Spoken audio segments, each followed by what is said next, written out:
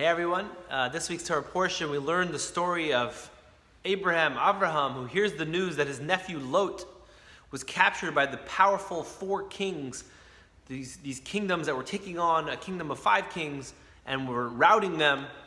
Avram gets the news, he takes his people and he goes and he defeats the four powerful kings and he rescues his nephew Lot. The king of Sodom, one of the five kings, who thanks Abraham for saving him and says, take anything you want, leave me the people, but take all the possessions, anything that you want from all the spoils of war.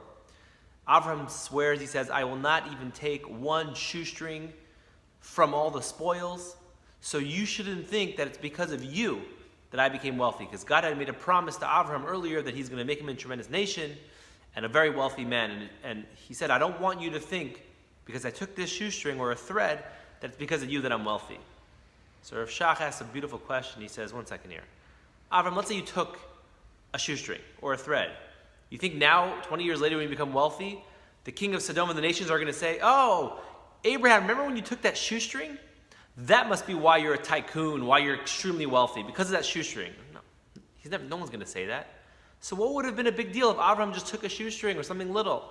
What he could have told him is, I don't want to take a lot of money or gold and silver because I'm afraid you're going to think that's what made me wealthy. But he said, not even a shoestring I'm not going to take. And Avraham is teaching us a tremendous lesson, that he understood that he's a human being. However great he was still a human being. And that being the case, he has desires. And if he would have taken a shoestring, Avraham felt that maybe what would have happened was, okay, let me take a little goblet.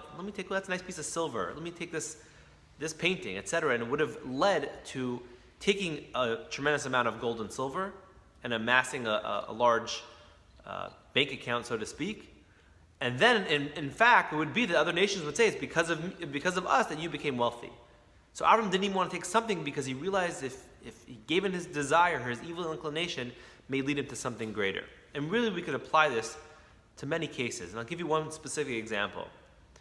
There's a time where a businessman, he realizes he has a great idea for investing, and he says, you know what I'm going to do? I'm going to go out there, I'm going to raise a certain amount of funds, and I'm going to promise the guy, I'm confident I can bring him a 20% return on his investment, no problem. And what happens? And he's sincere about it. He realizes it's not as easy as he thought. The guy's waiting for his return, so he says, you know what I'm going to do is I'll raise money from someone else, promise him the same thing, and I'll be able to get them the same money. But in order to make the first guy happy, I'm just going to give him the return from the second person's funds. Before we knew it, this innocent guy who was just trying to do good business and really was going to promise a good return, turns out that he's leading, years later, a tremendous Ponzi scheme. Is that what happens is sometimes a small act of, I'm just going to do a little bit here, it's innocent, I'll pay the guy back, everything's going to work out. If you would ask people who have performed some egregious sins, do you think off the bat they went ahead and they performed those sins right away? Or it started off as, I'll do something little, seems inconsequential, no big deal, and then slowly you breach that fence, as the scripture's talking about, as the Torah talks about, if you breach a fence, the snake comes and bites. So sometimes something little, it seems in a vacuum like no big deal. Avram is teaching us that we have to realize that we're human beings, and we have desires and we have inclinations. And sometimes when we give into something very small, which seems no big deal, God forbid, even us who are good people, it can lead us down a path of tremendous ruin and destruction. So every act that we do, we should look at it and say, you know what, this act, this choice, yes, good, bad, could potentially have a lot of ramifications, and I'm going to be careful what choices I make. I'd like to wish everyone a Shabbat Shalom and have a wonderful week.